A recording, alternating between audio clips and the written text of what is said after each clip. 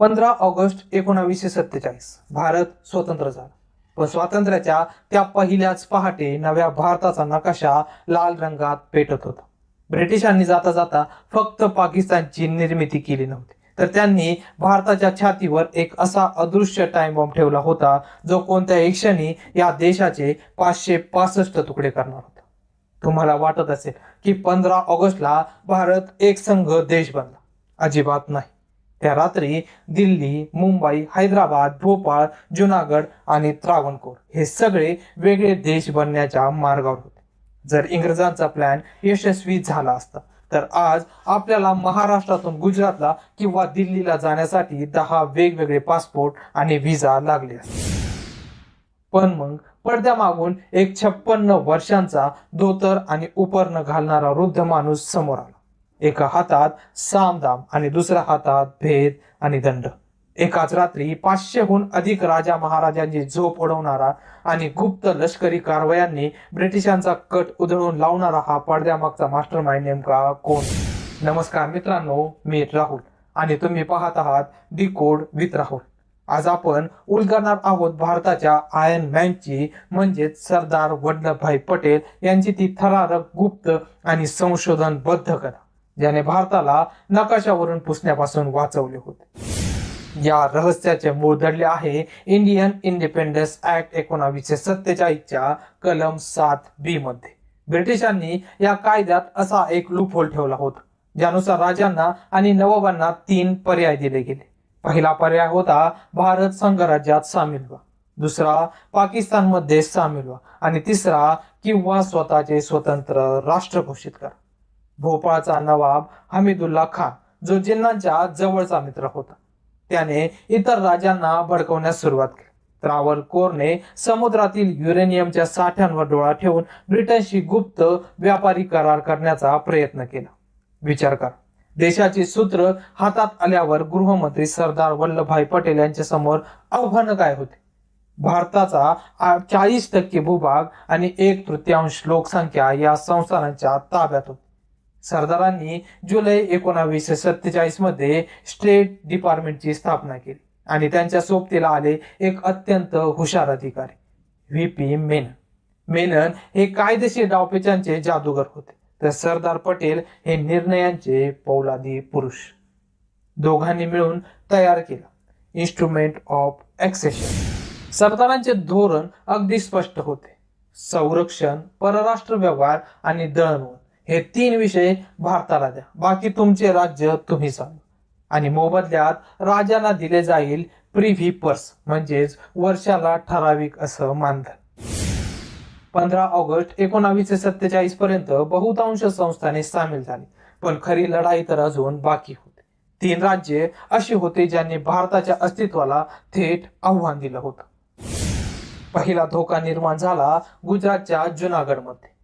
August 1947 मध्ये जुनागडचा नवाब महाबत खान याने अचानक घोषणा केली, जुनागड पाकिस्तानमध्ये सामील होत आहे. नवाब महाबत खान हा अत्यंत अजब स्वभावाचा माणूस होता. त्याला माणसांपेक्षा त्याच्या शेकडो कुत्र्यांची जास्त काळजी होती. पण भौगोलिक दृष्ट्या जुनागड हे 4ही बाजूंनी भारतीय भूभागाने वेढलेले होते आणि तिथली 80% जनता हिंदू होती. जिन्नांनी ही खेळी फक्त भारताला चिथावणी देण्यासाठी खेळली होती. सरदार पटेलांनी क्षणाचाही विलंब न करता आपली अदृश्य रणनीती अंमलात आणली. सरदारांच्या सूचनेनुसार पत्रकार श्यामळदास गांधी यांनी आरजी हुकूमत स्थापन केली आणि जुनागडच्या जनतेने नवाबांविरुद्ध बंड पुकारले. भारतीय सैन्याने जुनागडची रसद, वीज आणि रस्ते जोडणी पूर्णतः खंडित केली. परिणाम, परिस्थिती हाताबाहेर गेलेली पाहून नवाब महाबत खान यांनी आपल्या कुटुंबाला सोडून आपल्या आवडत्या कुत्रांना विमानात भरून रातोरात कराचीला पळून गेला. फेब्रुवारी 1948 मध्ये जुनागडमध्ये सार्वमत घेण्यात आले. 99% पेक्षा जास्त जनतेने भारताच्या बाजूने मतदान केले आणि जुनागड भारतात सामील झाले. पण सर्वात भयानक धोका भारताच्या मध्यभागी दबा धरून बसला होता, दी हैदराबाद स्टेट. तिथला शासक होता निजाम मीर उस्मान अली खान.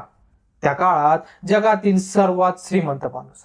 निजामाला भारताच्या पोटात एक स्वतंत्र इस्लामिक राष्ट्र बनवायचे होते. निजामाने स्वतःची एक कट्टरपंथी खासगी संघटना तयार केली होती, रझाकार, ज्याचा प्रमुख होता कासिम रजवी. या रझाकारांनी हैदराबादमधील सामान्य जनतेवर भयानक अत्याचार करण्यास सुरुवात केली. कासिम रजवीने दिल्लीला उघड धमकी दिली होती, जर भारताने हैदराबादवर हल्ला केला तर 1 कोटी हिंदूंचे हत्याकांड घडवले जाईल आणि दिल्लीच्या लाल किल्ल्यावर निजामाचा झेंडा फडकवला जाईल. निजाम छुपा मार्गाने पाकिस्तानकडून हत्यारे मागवत होता आणि ब्रिटनच्या न्यायालयात भारताच्या विरोधात खटला दाखल करत होता. पंतप्रधान जवाहरलाल नेहरू यांना आंतरराष्ट्रीय दबावाची आणि युद्धाची भीती होती. नेहरूजींचा सल्ला होता, सध्या शांत रहा, मुसद्देगिरीने मार्ग काढ. पण सरदार पटेलांना माहित होतं की जर आता कारवाई केली नाही तर हैदराबाद भारताच्या छातीवरचा असा खंजीर बनेल जो देशाला आतूनच संपून टाकेल. 13 सप्टेंबर 1948 सरदारांनी अंतिम आदेश दिला. कूटनैतिक भाषेत याला लष्करी कारवाईऐवजी पोलीस ऍक्शन असे नाव दिले गेले. कोडनेम ठेवले गेले ऑपरेशन पोलो. भारतीय लष्कराचे रणगाडे चारही बाजूंनी हैदराबादमध्ये घुसले. तास 1 ते 24 रझाकारांच्या चौक्या उद्ध्वस्त करण्यात आल्या. तास 48 निजामाचे हवाई दल निकामी झाले आणि तास 108 17 सप्टेंबर 1948 संध्याकाळी निजामाचे सैन्य शरण आले. ज्या निजामाने दिल्लीला धमकी दिली होती तोच निजाम सरदार पटेलांसमोर विमानतळावर झुकला आणि इन्स्ट्रुमेंट ऑफ एक्सेशन वर स्वाक्षरी केली. अवघ्या 108 तासात सरदारांनी भारताच्या नकाशावरील सर्वात मोठा कर्करोग काढून टाकला होता. केवळ 565 संस्थानांचे विलिनीकरण नाही तर सरदार पटेलांनी आधुनिक भारताचा पाया रचला. त्यांनी IAS, IPS सारख्या प्रशासकीय सेवांची निर्मिती केली, ज्याला सरदारांनी स्टील फ्रेम ऑफ इंडिया म्हटले होते. त्यांनी भारतीय लष्कराला एकत्र बांधले आणि देशात कायदा व सुव्यवस्था प्रस्थापित करण्यात यश मिळवले. आज गुजरातच्या नर्मदा नदीकाठी उभी असलेली 182 मीटर उंच स्टॅच्यू ऑफ युनिटी केवळ एका व्यक्तीचा पुतळा नाही, ती प्रतीक आहे एका अशा ध्येयाचे ज्याने भारताला कधीही विखरू दिले नाही. मित्रांनो, विचार करा, जर 1947 मध्ये सरदार वल्लभभाई पटेल गृहमंत्री नसते तर आज भारताचे रूप कसे असते. कदाचित आज आपण ज्या अखंड भारतात श्वास घेत आहोत तो भारत अनेक छोट्या छोट्या तुकड्यांमध्ये वाटला गेला असता. पटेलांचे हे कूटनीतिक कौशल्य आणि निडर निर्णय क्षमता हेच खऱ्या अर्थाने आधुनिक भारताचे सर्वात मोठे रहस्य आहे. तुम्हाला सरदार पटेलांचा कोणता निर्णय सर्वात प्रभावी वाटला? जुनागडची आरजी हुकूमत की हैदराबादचे ऑपरेशन पोलो? कमेंट करून तुमचे विचार नक्की सांगा. जर हा रिसर्च आणि ऐतिहासिक माहिती तुम्हाला आवडली असेल तर व्हिडिओला लाईक करा आणि तुमच्या मित्रांसोबत शेअर करा आणि अशाच सखोल ऐतिहासिक रहस्यांसाठी डिकोड विथ राहुल चॅनलला सबस्क्राईब करायला विसरू नका. पुढच्या व्हिडिओमध्ये पुन्हा भेटूया एका नव्या ऐतिहासिक कोड्यासह. तोपर्यंत काळजी घ्या, पाहत राहा डिकोड विथ राहुल. जय हिंद, जय महाराष्ट्र, वंदे मातरम.